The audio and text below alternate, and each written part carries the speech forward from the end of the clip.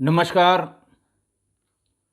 आज मैं फिर आपके सामने उसी पीरियड यानी 95 के बाद के अपराध के किस्से को लेकर उपस्थित हुआ हूँ। उस समय मैं लखनऊ में सीओ महानगर के पद पर पदस्थापित था। वाकया ये 4 जनवरी 1996 का है। शाम को 8 बजे लखनऊ के बाजार खाला थाने के प्रभारी बीएन मौर्य को एक मुखबिर ने थाने पर आकर बताया कि बुलाकी अड्डे पर, बाजार खाला थाना क्षेत्र का एक चौराहा है, उसको बुलाकी अड्डा कहते हैं। पुराने शहर का इलाका है ये, जहाँ पर पुराने शहर में आपको कैसरबाग, अमीनाबाद और बारादरी, ये सब जो पुराने शहर की जो पहचान है, वहीं ये थाना बाजार खाला भी है। उसने ये बताया कि बाजार खाला थाना क्षेत्र के बुलाकी अड्डे पर एक अंतर्राष्ट्रीय अपराधी एक घर में आया हुआ है, जिसके पास अत्याधुनिक असलहे हैं। ये वो दौर था जब पुलिसिंग मुखबिरों पर ही आधारित हुआ करती थी।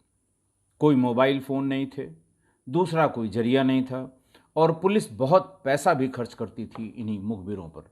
जब कहीं कोई क्राइम फंस जाता था और नहीं खुलता था तो मुखबिरों का ही सहारा लेना होता था।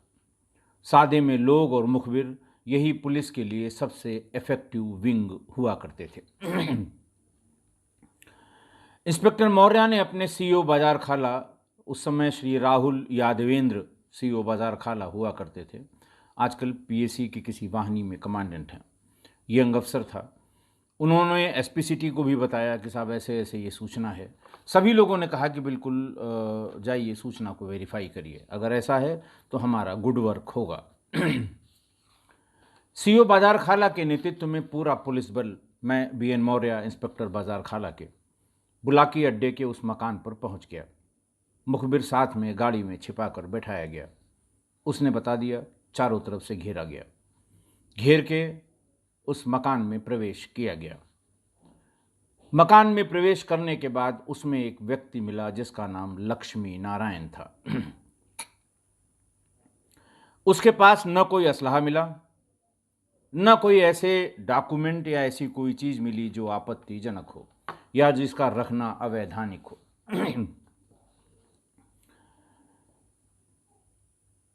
लक्ष्मी नारायण का नाम उस समय बहुत था। यह कहा जाता था कि किडनैपिंग किंग है, वो किडनैपिंग का गुरु है, और पूरे उत्तर भारत में, बल्कि पूरे देश में किडनैपिंग में जितने लोग भी शामिल हैं सब उसके शिष्य हैं। किडनैपिंग की बारीकियां लोगों ने उसी लक्ष्मी नारायण से सीखी हैं।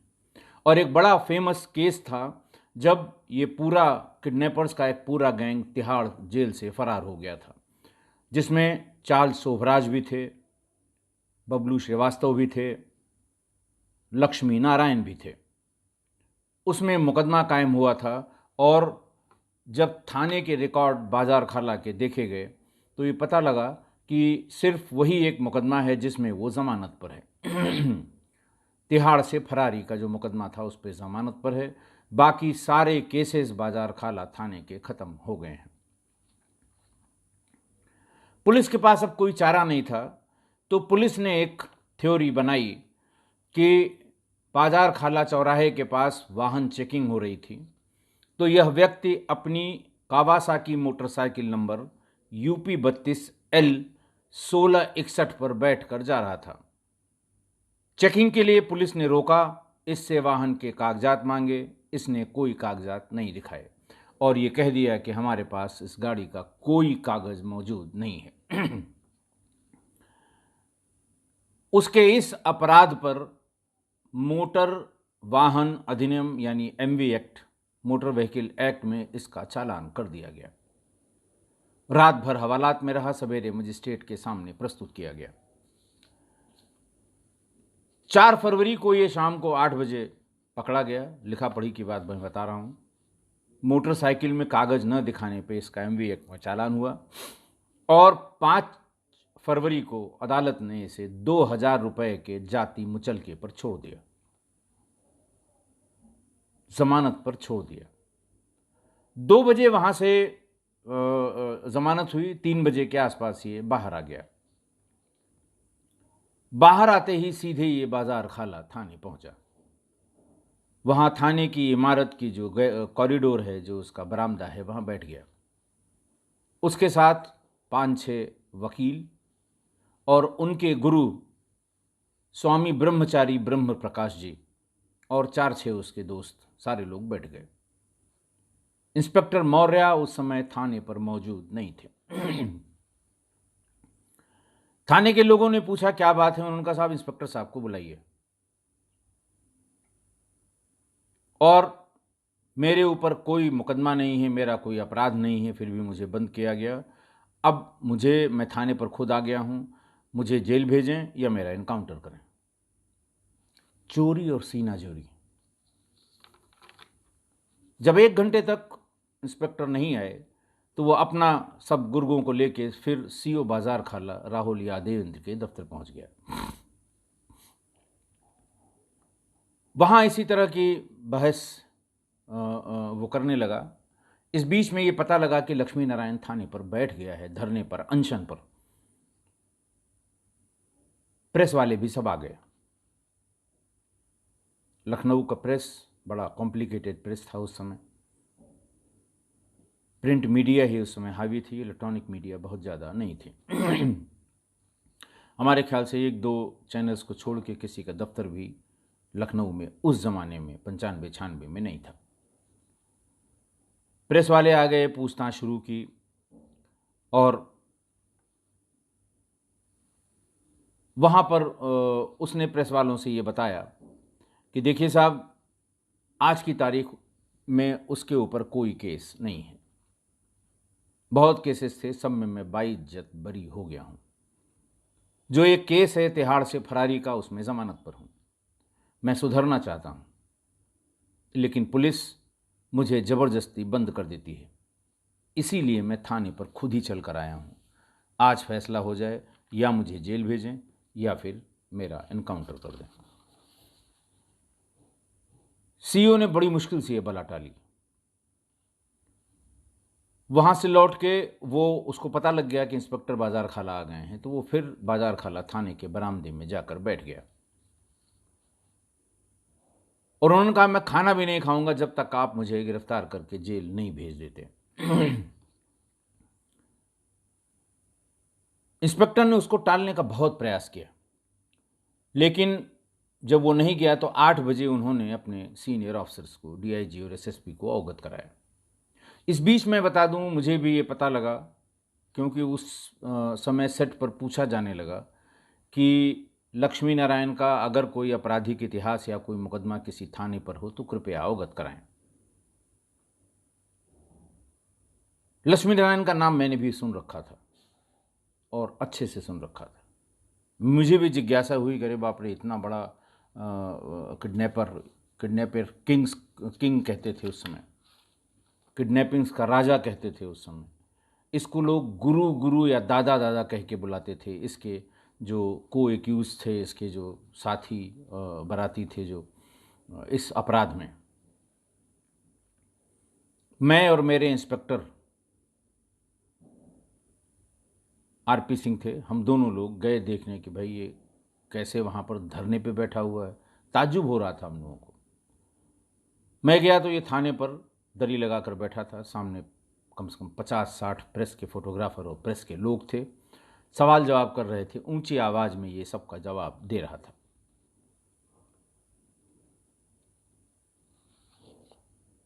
इंस्पेक्टर ने सीनियर ऑफिसर्स को जब बताया तो यही कहा गया कि एक बार चेक कर लो कि कोई अपराध तो इसके खिलाफ नहीं है।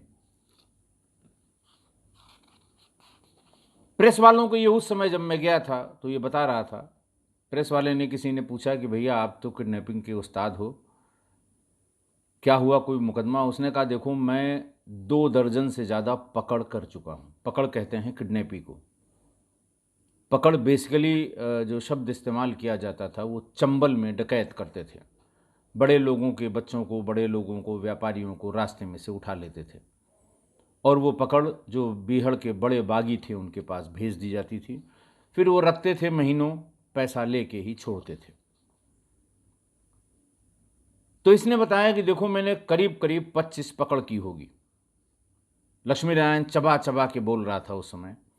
वो मतलब उसकी आदत थी या उसकी टोन थी या उसकी अदा थी। उसने कहा था 25 मैंने पकड़ की होंगी और बड़े मोटे मोटे आसामियों की टेंट खाली की है। आसामी कहते हैं व्यापारी को।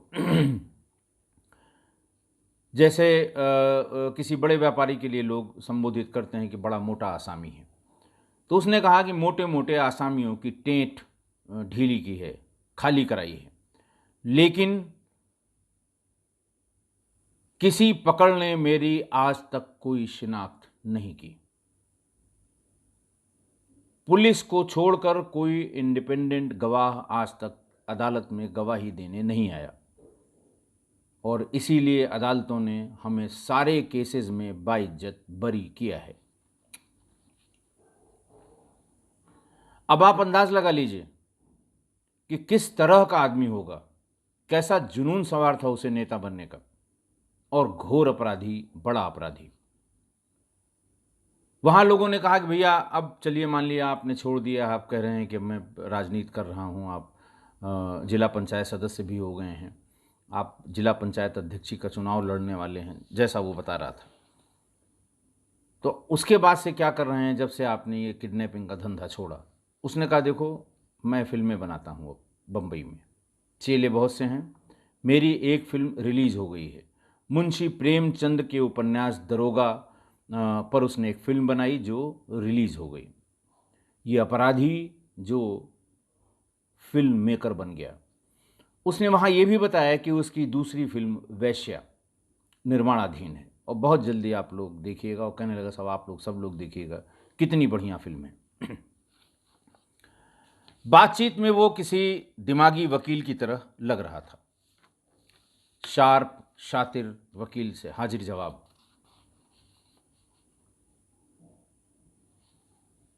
कानून की बहुत ढेर सारी बातें वो बार बार कह रहा था। क्या किया है मैंने, काहे में बंद करेंगे, तमाम सेक्शंस रटे रटाए बोल रहा था। लोगों ने पूछा कि आपने लॉ किया है, जो प्रेस वाले थे उन्होंने कहा नहीं। मैं 88 से 94 तक जेल में रहा और वहाँ जेल में एक लाइब्रेरी होती है, लाइब्रेरी में कानून की जितनी किताबें थीं 6 साल में मैंने सारी किताबें पढ़ ली। और जेल में जो इनमेट्स, जो अपराधी या जो बंदी जिन्हें किसी कानूनी मदद की ज़रूरत होती थी, मैं सारी कानूनी मदद बिना पैसा लिए हुए करता था। और वही ये पुलिस वाले क्या बताएंगे, मैं बता रहा हूँ किस सेक्शन में बंद कर सकते हैं, ये क्या कर सकते हैं। तो इस तरह की बातें थाना कैंपस में SHO यानी इंस्पेक्टर के चैम्बर के बाहर के बरामदे में। एक किस्सा और वहीं उसने बताया। उसने कहा साहब ये हमारा गैंग चार्ट बना रहे थे यही पुलिस वाले, इसी बाजार खाला के। इसमें 14 लोगों का इन्होंने नाम लिया और गैंग एक बना दिया। गैंग अप्रूव हुआ, SSP के यहाँ से DM के यहाँ पहुँचा, मुझे कॉपी मिल गई। फिर मैंने इनको इतना नचाया कि 23 पुलिस वाले इस गलत गैंग चार्ट के बनाने में लाइन हाजिर हो गए, 23 जिसमें सब इंस्पेक्टर और सिपाही शामिल थे। बाजार खाला के जो पुलिस वाले वहाँ उपस्थित थे उन्होंने बताया कि हाँ ये सही कह रहे हैं, गैंग चार्ट की कॉपी इनके हाथ लग गई DM साहब के अप्रूवल के पहले। तो जितने लोग उसमें शामिल थे गैंग चार्ट में, जो अपराध देने में, उसको उसकी अध्यावधि जो स्थिति होती है उसको देने में, वो सारे के सारे लाइन हाजिर होने पड़े, क्योंकि इसने अदालत में, इसने हाई कोर्ट से कोई आदेश करा लिया था। उसके खिलाफ कुल 35 मुकदमे दर्ज हैं प्रदेश के अलग अलग थानों में, इवन देश के अलग अलग थानों में, जिनमें से 25 अकेले किडनैपिंग के हैं। और किडनैपिंग के सभी मुकदमों में लक्ष्मी नारायण बरी हो चुका है। सिर्फ एक केस पेंडिंग है तिहाड़ जेल से फरारी का। रात के 11 बज गए, इंस्पेक्टर साहब आए, उन्होंने कहा कि देखिए, अच्छा उसने एक बदमाशी और की कि थाने पर आने से पहले एक फैक्स हाई कोर्ट को, डीजी ऑफिस को, चीफ सेक्रेटरी को, पहले उस समय फैक्स ही एक जरिया होता था किसी सूचना के पहुंचाने का, और वकील भी उसके सेट होते थे, फॉर्मेट भी उसका सेट होता था कि पुलिस अगर किसी को घर से ले गई तो फौरन उस वकील से संपर्क करिए, वो बता देगा कि किसको किसको फैक्स करना है, 5 मिनट में फैक्स हो जाएगा, और फैक्स की रसीद रखे रहिए, अदालत में काम आएगा। तो जाने के पहले, थाने पर जाने के पहले एक फैक्स सभी संबंधित को फैक्स कर दिया गया कि मैं थाने पर बिठाया गया हूं।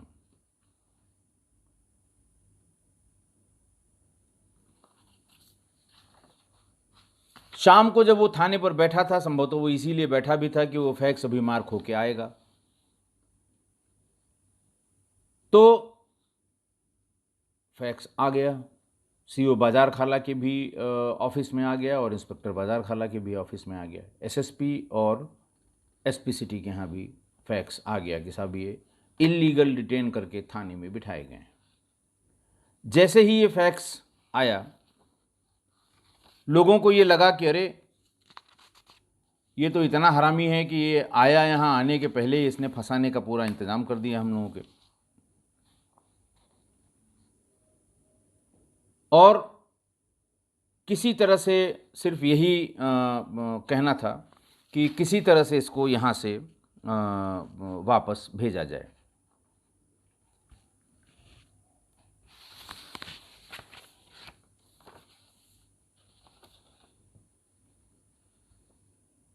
बड़ी मुश्किल से अपनी बला टाली फिर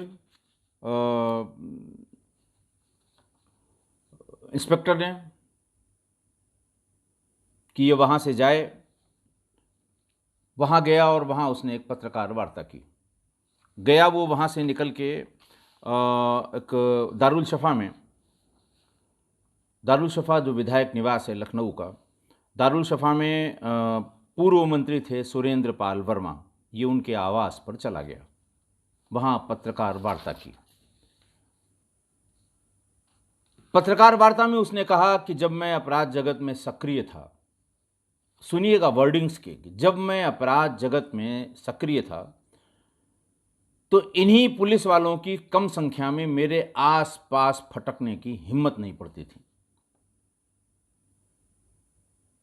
मजाल नहीं है कि कम संख्या में पुलिस कभी हमारे आसपास दबिश भी देने आ जाए और फटक भी पाए, लेकिन अब मैं पत्रकार हूं, जिला पंचायत सदस्य हूं, जिला पंचायत अध्यक्ष संभावित हूं, और पुलिस हमें जो है वो पकड़ के बंद करना चाहती है। ये कौन सी बात है? मेरे ऊपर कोई केस नहीं है, सारे केसेस में हम बाइज्जत बरी हो चुके हैं। ये घटना मैंने आपको सिर्फ इसलिए बताई कि 80 और 90 के दशक में अपराध और अपराधियों की स्थिति आपकी समझ में आ जाए। किस तरह के अपराधी हुआ करते थे, किस तरह का अपराध होता था, किस तरह की पुलिसिंग होती थी। आप समझिए, एक बड़ा अपराधी लक्ष्मी नारायण पुलिस थाने में बैठकर लोगों को लेकर दबाव बनाकर घेराबंदी करके और इस तरह की बातें कर रहा था, जिस पर 35 केसेस थे।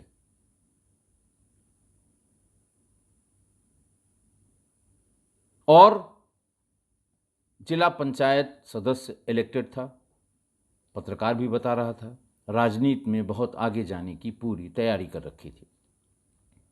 वो इसलिए कि अपराध इसने किया पूरा, एक भी किडनैपी यानी एक भी पकड़ ने अदालत में शिनाख्त करने से मना कर दिया।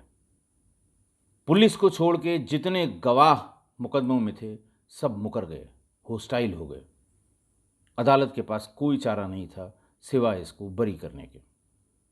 किडनैपिंग के सारे मुकदमों में ये बरी हो गए। अभी मैं बताऊंगा कि आदमी क्या था। अभी मैं सिर्फ ये घटना इसलिए बता रहा हूं कि आप उस समय की स्थिति, 80 और 90, ये 96 का किस्सा मैं आपको बता रहा हूँ। मैं भी भाग के उसे देखने गया था कि कौन आदमी है, क्योंकि वो वही दौर था, बड़ा बुरा दौर था क्राइम का। पूरे उत्तर भारत में किडनैपिंग, ऐसी ताबड़तोड़ किडनैपिंग हो रही थी। उस समय के जो लोग हैं उनसे पूछिए, जो क्राइम रिपोर्टर होंगे उनसे पूछिए, गूगल में भी सर्च करेंगे तो आपको कुछ न कुछ चीज़ें मिल जाएंगी। अब मैं उसकी आपको बैकग्राउंड बताऊंगा कि आखिर वो किस तरह का अपराधी था और कैसे उसने मैनेज करके सारे मुकदमों में अदालत से अपने आप को बरी करा लिया।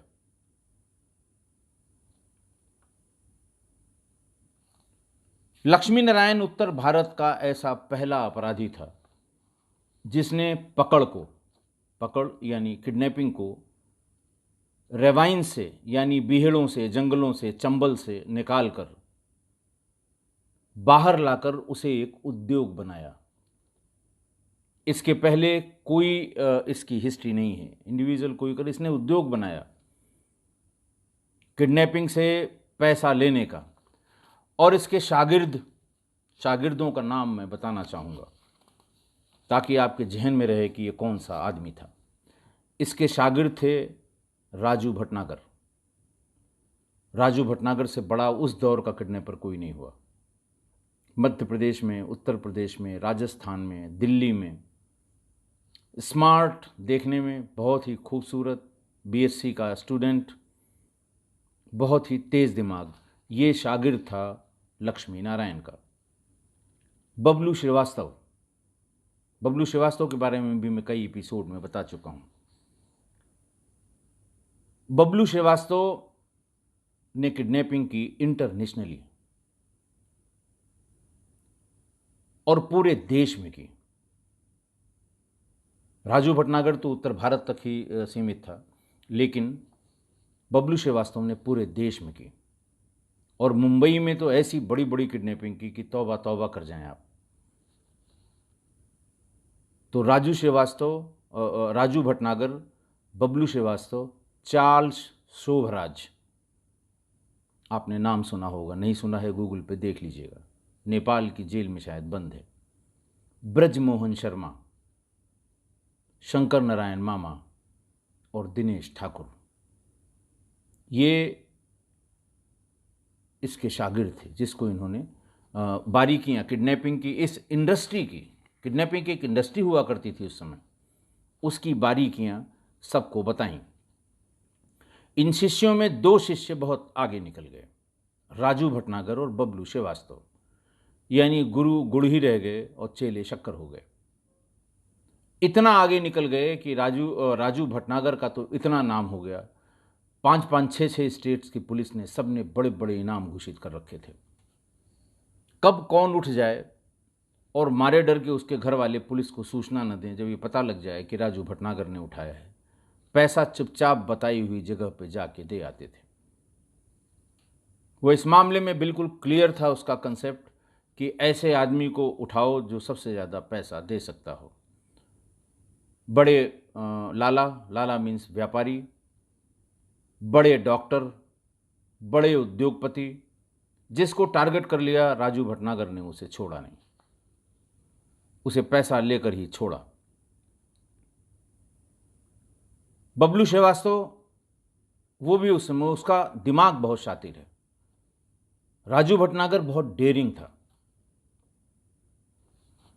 इन दोनों में किडनैपिंग कौन बड़ी कर रहा है इसका कंपटीशन हो गया और सब लोग ये कहने लगे कि राजू भटनागर बबलू श्रीवास्तव से बहुत आगे निकल गए। बबलू को लगा कि मेरे अधिकार क्षेत्र में चुनौती है, दोस्त है हमारा, गुरु भाई है, एक ही गुरु के दोनों शिष्य हैं, लेकिन उसने ठान ली कि इसे रास्ते से नहीं हटाऊंगा तो मेरा धंधा बंद हो जाएगा। नाम इस समय राजू भटनागर का चल रहा है। लखनऊ का रहने वाला बबलू श्रीवास्तव, नाम पूरा उसका ओम प्रकाश श्रीवास्तव उर्फ बबलू। ये तखल्लुस जो नाम के साथ जुड़ा, ये बबलू से ही शुरू हुआ और आज तक लखनऊ यूनिवर्सिटी में चलता है। आप जो लखनऊ के रहने वाले हैं वो जानते होंगे, आप कभी यूनिवर्सिटी रोड से निकलिए, आपको अगल बगल जितने बैनर, पोस्टर और बड़े बड़े बोर्ड दिखाई पड़ेंगे, उसमें जो भी प्रत्याशी होंगे उसका तखल्लुस आगे लिखा होगा। मैंने अपने एक एपिसोड में दसियों तखल्लुस वाले नेताओं का नाम बताया था जो उस समय बहुत प्रचलित थे। एसपी सिटी लखनऊ में उस समय 96 में श्री SN सिंह हुआ करते थे। रिटायर्ड आर्मी पर्सनल थे, उनको लोग पक्का साहब भी कहते थे। डिसिप्लिन के बहुत पक्के और अपराधियों पे बहुत कठोर। किसी के थ्रू संपर्क किया कि साहब आप लोग राजू भटनागर को ढूंढ रहे हैं। उन्होंने कहा सब पूरे प्रदेश की पुलिस ढूंढ रही है। उनका हम अगर उसको बता दें आपको कि कहाँ है तो आप क्या करेंगे? उनका हम देखेंगे क्या करना है। उनका नहीं साहब, हम बताएंगे तब जब आप इसे मार दें। बताऊंगा बिल्कुल सही और बिल्कुल सही लोकेशन पे ले चलूँगा, लेकिन मारना ज़रूरी है। एसपी सिटी साहब ने कहा बिल्कुल मारने लायक है, तमाम राज्यों से उस पर इनाम है। उस समय लखनऊ के एसएसपी थे श्री तिलक काक, बहुत लंबे समय तक थे। गोरे चिट्टे 6.5 फीट हाइट वाले बहुत नामी एसएसपी लखनऊ के। उस दौर में उन सभी लोगों का नाम हुआ जो उस दौर की पुलिसिंग में सरवाइव कर पाए, इतने खराब, इतने बुरे माहौल के बावजूद भी। श्री तिलक काक साहब उस समय एसएसपी थे। SN Singh SP city Lucknow ने उनको भी नहीं बताया। और 10 जनवरी 88 को बबलू ने बताया कि वो इलाहाबाद में है। बिल्कुल सही लोकेशन बताऊंगा। बबलू को भी साथ बिठा लिया, पूरा लाव लश्कर लेके वहाँ चले। उस समय DP सिन्हा साहब SSP इलाहाबाद हुआ करते थे। लाव लश्कर लेके चले, बबलू लेके चला वहाँ से इनको, और फ़ोन कोई था नहीं कि पता लगे। किसी से रास्ते में बात की उसने उतर के, जहाँ भी सेट किया होगा किसी पान की दुकान पे। वहाँ से गया मेडिकल कॉलेज के ठीक सामने जॉर्ज टाउन मोहल्ले में एक गैराज में इसने देखते ही SN सिंह को कहा कि सर वो बैठा है। SN सिंह साहब ने उसको तुरंत जो फोर्स उनके साथ थी घेरना शुरू किया। इसके पहले कि वो कुछ समझ पाते, बबलू ने आगे बढ़कर राजू भटनागर को गोली मार दी। लिखा पढ़ी में ये बात नहीं है, लेकिन मेरे व्यक्तिगत संज्ञान में है कि पहली गोली बबलू श्रीवास्तव ने ही मारी थी। उसके बाद फायर उसने भी किया, मुठभेड़ हुई और राजू भटनागर जॉर्ज टाउन के मेडिकल कॉलेज के सामने एक गैराज में मारा गया मुठभेड़ में, 10 जनवरी 1988। वो इलाहाबाद यूनिवर्सिटी के ताराचंद हॉस्टल में रहता था, BSc का छात्र था। उसके मरने के बाद लोग जान पाए कि अरे बाप रे, ये तो राजू भटनागर है, बड़ा भारी किडनैपर है। हॉस्टल इनमेट्स के बीच में बड़ा लोकप्रिय था। उसके साथ के स्टूडेंट जो साथ उसके तमाम पैसा बहुत खर्च करता था। आज वो सब लोग भी जो उस समय उसकी चाय पीते थे या उससे गप्पें लड़ाते थे, वो बड़ी बड़ी जगहों पे बड़े बड़े अधिकारी भी हैं। उनका नाम लेना यहाँ उचित नहीं है क्योंकि उन्हें पता नहीं था।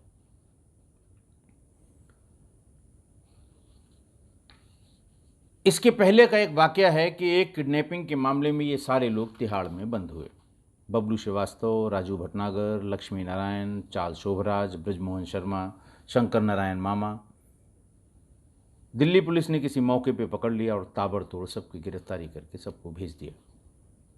जब ज़्यादा समय हो गया तो इन लोगों ने कहा कि यहाँ निकलने का क्या रास्ता है। लक्ष्मी नारायण ने ये कहा कि भाई या तो इसको राजू भटनागर कर सकता है या बबलू श्रीवास्तव कर सकते हैं, इनके सिवा यहाँ से निकलने का कोई दिमाग लगा ही नहीं सकता।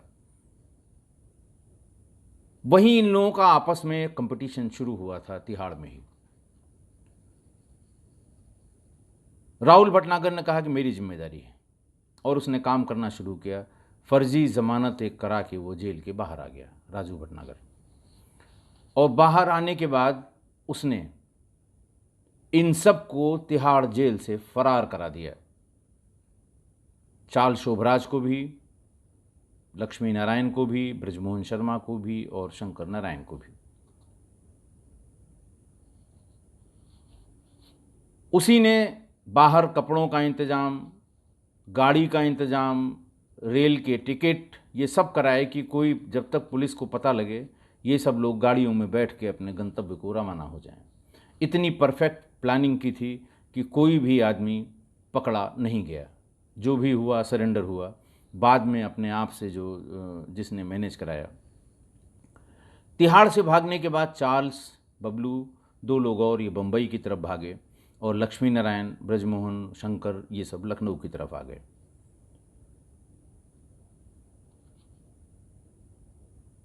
फिर बबलू ने पूरे देश में बहुत बड़ी बड़ी किडनैपिंग की। दाऊद ने इनका इस्तेमाल किया। दाऊद का सबसे ट्रस्टेड लेफ्टिनेंट अगर उस समय कोई था तो बबलू श्रीवास्तव था। चार्ल्स शोभराज भी उस समय शुरू में कुछ दिन साथ रहा, लेकिन एक किडनैपिंग का पूरा पैसा लेकर चार्ल्स शोभराज भाग गया। तब से पूरा गैंग शोभराज के पीछे भी पड़ गया। जब 93 में मुंबई बम ब्लास्ट हुए, उस समय मुंबई का अंडरवर्ल्ड वो 2 फाड़ हो गया धार्मिक आधार पर। बबलू श्रीवास्तव, छोटा राजन, इन सब लोगों ने दाऊद का साथ छोड़ दिया। बाकी किसी से तो नहीं, लेकिन दाऊद को हमेशा खटका बना रहता था बबलू श्रीवास्तव से, क्योंकि उसकी मोडस ऑपरेंडी, उसका दिमाग वो जानता था। वो पीछे लगा था कि कैसे भी या तो ये मार दिया जाए या फिर इसको पकड़वा दीजिए, ये जेल के भीतर रहे। और 95 में दाऊद इब्राहिम के लोगों ने या दाऊद इब्राहिम ने खुद सिंगापुर पुलिस को इन्फॉर्म करके सिंगापुर एयरपोर्ट पे इसे अरेस्ट करा दिया गया और बबलू श्रीवास्तव एक्स्ट्राडिट करके लखनऊ आ गया, दिल्ली आ गया और तब से आज तक बबलू जेल में है।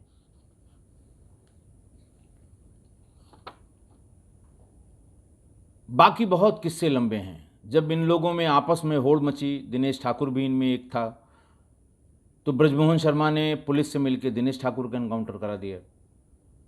जैसे बबलू श्रीवास्तव ने पुलिस से मिलकर राजू भटनागर का करा दिया। चार्ल्स शोभराज को इन्हीं लोगों ने मिलके नेपाल पकड़वा दिया। इस तरह के बहुत ढेर सारे किस्से हैं, लेकिन आज उनका जिक्र करना उचित नहीं है, टाइम भी नहीं है, लेकिन मैं सबका एक एक करके जिक्र करूंगा। इनसे रिलेटेड, अंडरवर्ल्ड से रिलेटेड जो भी किस्से हैं जो लखनऊ में हमने देखे या सुने। अब आप इससे अंदाज लगाइए कि जिस लक्ष्मी नारायण के चेलों ने देश भर में अपहरण करके पुलिस की नाक में दम कर दिया, वही लक्ष्मी नारायण 25 अपहरण के मुकदमों में अदालत से बरी हो गया। उस दिन प्रेस कॉन्फ्रेंस में डंके की चोट पे कह रहा था कि साहब किसी ने पहचाना नहीं और किसी ने गवाही नहीं दी, सज़ा कैसे हो जाएगी। मैंने की है, पकड़ मैंने की है, लाखों लाख रुपए लिए हैं। तो ये घटना पुलिस, राजनीति, अदालतें और पैसों के गठजोड़ जो खुले तौर पर 80 और 90 के दशक में होता, उसका एक उदाहरण था। 80 और 90 के दशक में ये जो आप देख लीजिएगा, उसी पीरियड में उत्तर भारत के बहुत ही नामी गिरामी अपराधी राजनीति में आ गए और कोई विधायक हुआ, कोई सांसद हुआ और कोई मंत्री भी हुआ। आप गूगल पे जाके 80 से 88 या 80 से 90 और उसके बाद भी अपहरण उद्योग और उसके सभी पात्रों का जिनका मैंने नाम लिया है, उनकी जानकारी अगर करेंगे मिलेगा वहाँ पर, तो आपको ये जानकर ताज्जुब होगा कि उस समय के हालात क्या थे जिस समय में हम लोगों ने पुलिसिंग की थी। शुरुआती दौर की पुलिसिंग अपने इतने लंबे कैरियर में ये उसी समय की है जब ऐसी स्थिति थी कि गवाह गवाही देने नहीं जा सकता। जो पकड़ा गया, जिससे पैसा वसूला गया, जिसने 10-10 दिन, 15-15 और 20-20 दिन साथ में जो रहा, उसको अदालत में पहचानने से लोग कैसे इनकार कर देते थे। और इतने बड़े अपराधी सारे मुकदमों में बाइज्जत बरी हो जाते थे। हमारे ख्याल से, मेरा आशय आप समझ गए होंगे और आप मेरी इस बात से सहमत भी होंगे। आज के लिए बस इतना ही। बहुत बहुत धन्यवाद।